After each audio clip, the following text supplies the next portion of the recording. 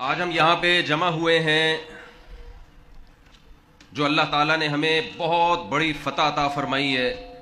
اس فتح پہ پوری قوم کو، آرمی چیف جناب جنرل عاصم منیر صاحب کو، air force, Pakistan navy, Pakistan army اور پوری قوم کو مبارکباد دینے کے لیے پیغامات آپ علماء سے سنیں گے انشاءاللہ، اور آپ نے سن لیے ہیں. میں دو چار باتیں آپ کی خدمت میں عرض کروں گا. مودی کا بہت بہت شکریہ. آپ جانتے ہیں کہ کئی سالوں سے ہم آپس میں ہی لڑنے جھگڑنے میں اپنی زندگیاں برباد کر رہے تھے. اور یہ کیوں کر رہے تھے؟ اس لیے کہ ہم گوشت کھانے والے لوگ ہیں. ہم ویجیٹیرین نہیں ہیں. ہمارے مذہب کا حصہ ہے گوشت. گوشت خور جانور وہ لڑتے ہیں، سبزی خور نہیں لڑتے. آپ نے کبھی بکری کو چنگاڑتے ہوئے نہیں دیکھا ہوگا، دھاڑتے ہوئے نہیں دیکھا ہوگا، کیونکہ اس کو گھاس چاہیے. گھاس بھاگتی نہیں ہے، کھڑی کھڑی اپنی جگہ پہ ہی بکری اس کو نوالا بنا لیتی ہے. لیکن جو گوشت خور جانور ہیں انہیں شکار کر کے کھانا پڑتا ہے. تو گوشت خور کی فطرت میں لڑنا اور 4 شادیاں اللہ نے ڈال دیا ہے. گوشت خور ایک بیوی پہ گزارا نہیں کر سکتا، اور اگر اس کو لڑنے کے لیے میدان جنگ نہ ملے تو وہ آپس میں لڑنا شروع کرے گا. ہمارے حضرت مفتی رشید احمد صاحب رحمہ اللہ تعالی فرمایا کرتے تھے کہ جو دشمن سے لڑنے کے قابل نہیں ہیں انہیں گوشت چھوڑ دینا چاہیے. اب دیکھیں، ہمارے مذہب نے گوشت کھانا ہمارے مذہب کا حصہ بنایا ہے. اسلام میں روزہ رکھنا سنت ہے، کھانا پینا سنت نہیں ہے. لیکن جہاں کھانے کا تذکرہ آئے گا، ایک کھانا سنت ہے ولیمے کا. نبی صلی اللہ علیہ وسلم نے فرمایا اولم ولو بشاتن، ولیمہ کرو اگرچہ ایک بکرے کے ساتھ، بکری کے ساتھ. یہاں بھی کس کا ذکر؟ گوشت کا. عقیقہ، جب آپ کے ہاں بچے کی ولادت ہوتی ہے، فیملی پلاننگ والے بہت پریشان ہوتے ہیں کہ مزید غربت میں اضافہ ہو گیا. لیکن اللہ کہتا ہے 18واں بچہ بھی پیدا ہوا ہو، اگر لڑکا ہے تو 2 بکرے، لڑکی ہے تو 1 بکرا. یہ خوشی میں. دیکھو، اللہ یہ بھی کہہ سکتے تھے کہ لڑکا پیدا ہوا 2 خربوزے، لڑکی پیدا ہوئی 1 خربوزہ کھلا دو لوگوں کو. یہ بھی تو ہو سکتا تھا نا. دال چاول کھلا دو، ٹماٹر کھلا دو. عقیقہ سنت ہے، اس میں بھی کھانا پینا ہے. تو اس میں اللہ نے ہمیں سبزی کھانے کا حکم دیا یا گوشت کا؟ گوشت کھانے کا.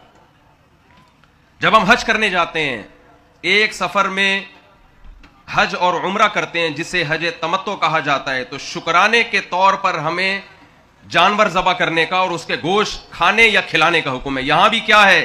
گوشت. اور بقرعید کا دن جو ہمارا بہت بڑا تہوار ہے، اس میں بھی ہمیں کیا کھانے کا حکم ہے؟ گوشت. مسلمان گوشت خور ہے، اور گوشت خور کی فطرت میں لڑنا ہے. کیونکہ ہمیں لڑنے کے لیے کوئی سوٹیبل میدان جنگ نظر نہیں آ رہا تھا، تو ہم آپس میں ہی فرقہ وارانہ پھڈوں میں، سیاسی جھگڑوں میں مشغول تھے. ایک دوسرے کی ہی ٹانگیں کھینچنے میں لگے ہوئے تھے، اور ایسا لگتا تھا کہ ہم اپنی موت خود ہی مر جائیں گے.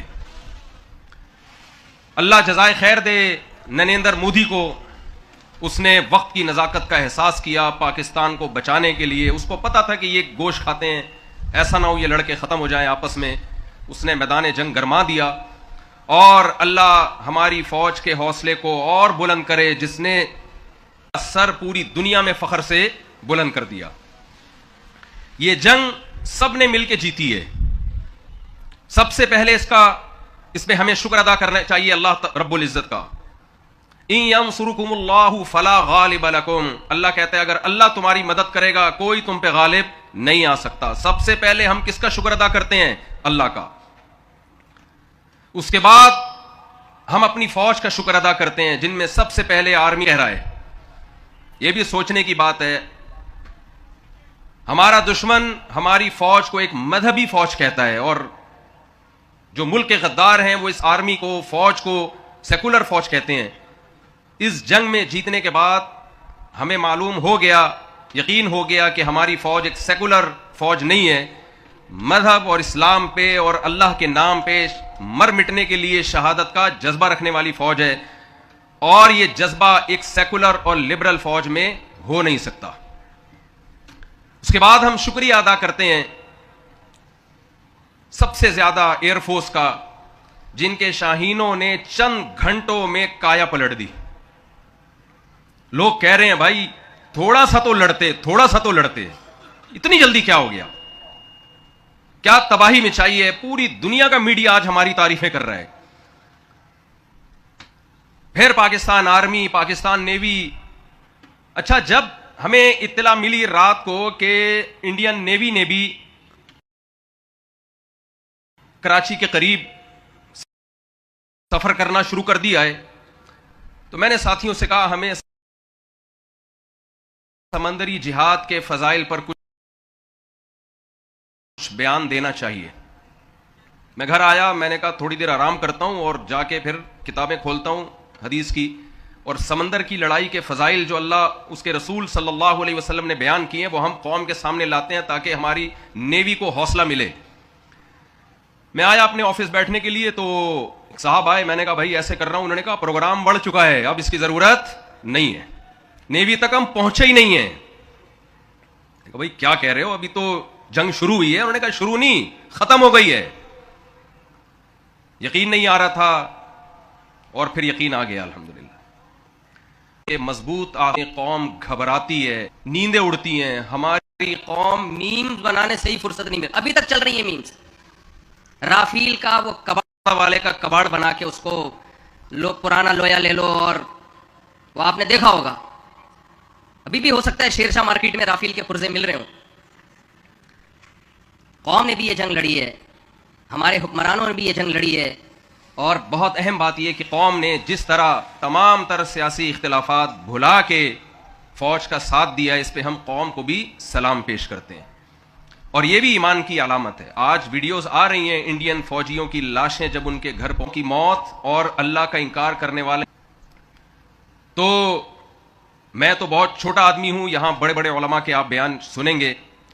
انگلی کٹا کے شہیدوں میں نام لکھوانے کے لیے آیا ہوں. ہم اللہ سے یہ امید رکھتے ہیں، اور ہندوستان کے مسلمان ہوں یا ہندو ہوں یا سکھ ہوں یا کسی بھی مذہب کے ماننے والے، اور مل کے ان کو مودی کی حکومت کا بار اسٹیج پہ آ کے مودی کا شکریہ ادا کرنا اچھا نہیں لگتا. ایسا نہ ہو مودی ہمیں بار بار یہ موقع دے اور ہم شکریہ کی ایک ہول سیل کے حساب سے شکریہ ادا کرنا پڑے گا. ریٹیل پہ ہمارے پاس اتنا سستا شکریہ ہے نہیں.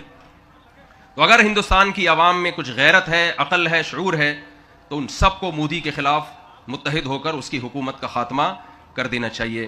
اللہ تعالیٰ سے دعا گو ہوں کہ اللہ تعالیٰ ہمارے ملک کو اسی طرح طاقتور رکھے اور اسلام کا مضبوط قلعہ بنائے.